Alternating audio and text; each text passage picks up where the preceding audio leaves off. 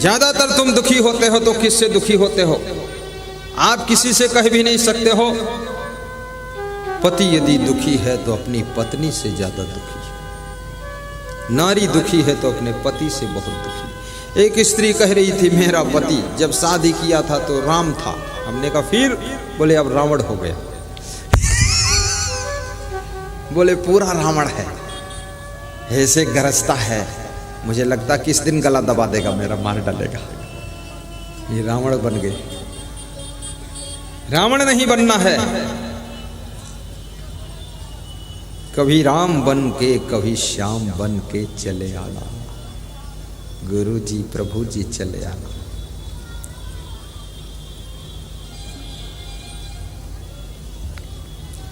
गलतियों को क्षमा करना भी सीखो। गलती नहीं हुई है आपसे फिर भी क्षमा मांगना सीखो। कितने लोग गलती भी करते हैं और क्षमा मांगते भी नहीं। कितने लोग गलती करते और क्षमा मांग लेते हैं, और कितने लोग गलती भी करते हैं क्षमा भी नहीं मांगते हैं, ऊपर से लड़ने को तैयार होते हैं।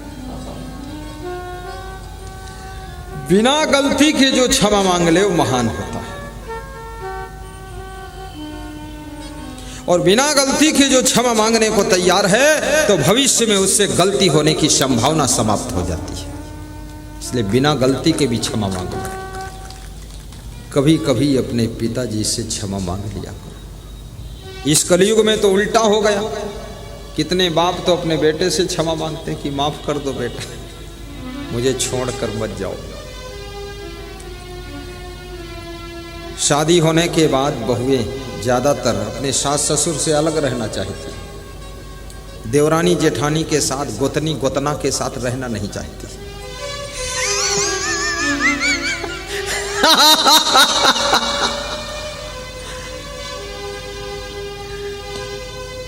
लेकिन याद रखना, जब तुम सासू बनोगी, तुम्हारी बहू आएगी, तो क्या वो तुम्हारे साथ रहना चाहेगी? तुम समझती हो मैं बड़ी चतुर खिलाड़ी हूं। अरे वो तो तुम्हारे साथ तुम्हारा मुंह नहीं देखना चाहेगी। वो तो ऐसे न्यू मॉडल की आएगी, हालैंड पोलैंड की बनी हुई,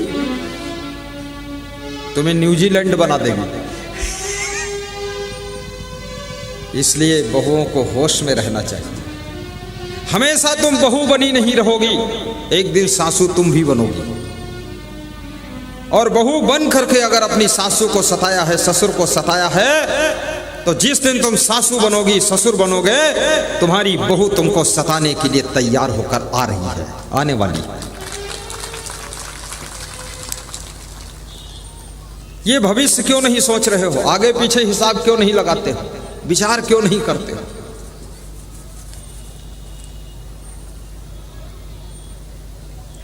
सेवा, तुम भगवान का नाम जपते हो, राम राम राम राम राम राम राम राम, ओम नमः शिवाय नमः शिवाय नमः शिवाय नमः शिवाय, कृष्णा कृष्णा कृष्णा कृष्णा कृष्णा कृष्णा, कबीरम कबीरम कबीरम कबीरम, दूधम दूधम दूधम दूधम, दही दही दही, घी घी घी, चुट्टा कहीं का। अरे ये सब बकवास। किसने देखा है भगवान को? किसने देखा है राम को, कृष्ण को? फोटो देखा है हमने उनका। राम और कृष्ण की कृपा, भगवान की कृपा उन्हीं को मिलती है जो अपने घर को स्वर्ग बनाकर रहते हैं, अपने बूढ़े सास ससुर को पानी पिलाते हैं। उन लोगों पर आशीर्वाद बरसता है इस कुदरत का, जो घर में स्वर्ग बना देते हैं।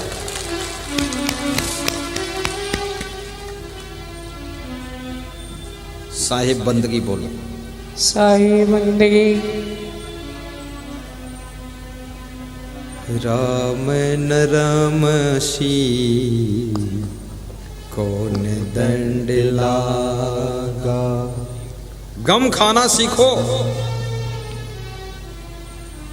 ये आत्मा तो अजर अमर है, शरीर नाशवान है, लेकिन जिंदगी जो है इतनी लंबी, इसको जीने के लिए एक दूसरे के सहारा बनो। कितनी स्त्रियां शादी होने के बाद साल 2 साल ठीक ठाक रहती ससुराल में, फिर मायके जाती है, वहां से लौटकर आती ही नहीं। वहीं पता नहीं क्या बनाती, मायके में खुदर बुदर करती रहती। उसका पति फोन करता तो उठाती नहीं। सासू कहती अपनी पत्नी को बुला लाओ, तो बुलाने जाते तो वहां ससुर महामूर्ख खोपड़ी बैठा है। वो कहता मैं तो अपनी बेटी को भेजूंगा नहीं।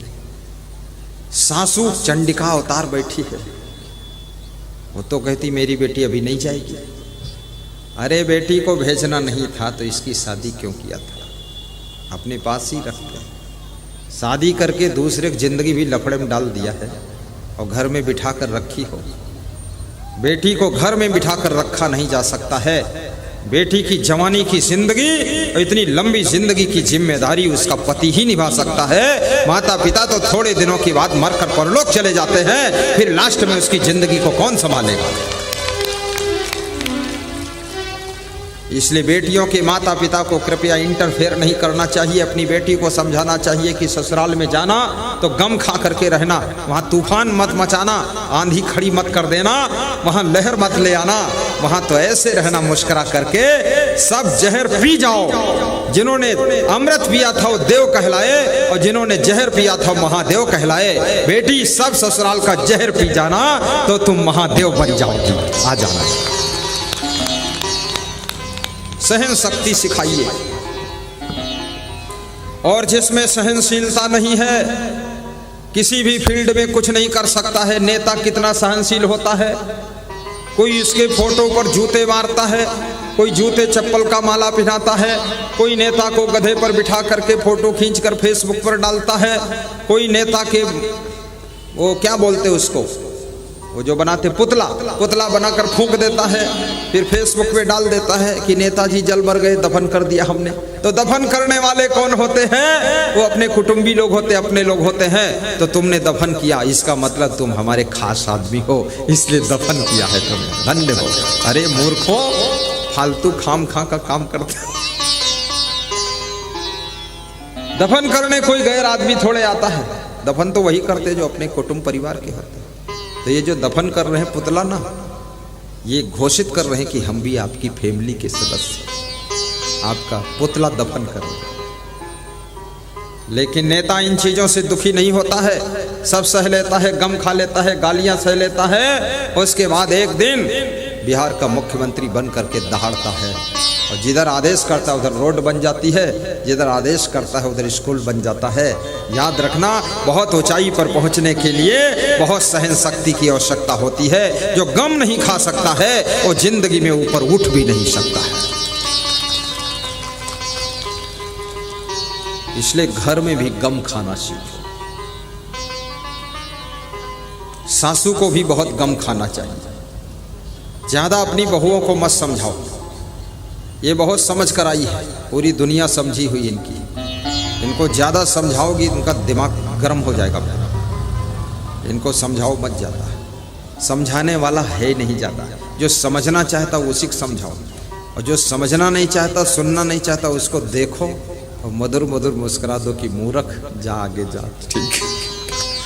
समझाओगे तुमको दुश्मन की तरह देखेगा।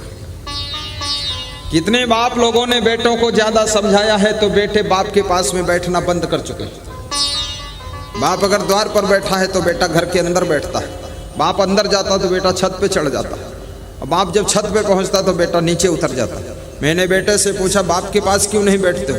बोले पूरा ओवरलोड हो चुका हूं, अब जरूरत नहीं। समझना नहीं चाहते हैं लोग। किस्मत वाली वह आत्मा है जो अपने बूढ़े बाप, बूढ़े दादाजी, बूढ़ी सासू के अनुभव को, 50 साल के अनुभव को 5 मिनट में प्राप्त कर लेता है, वो सौभाग्यशाली होता है।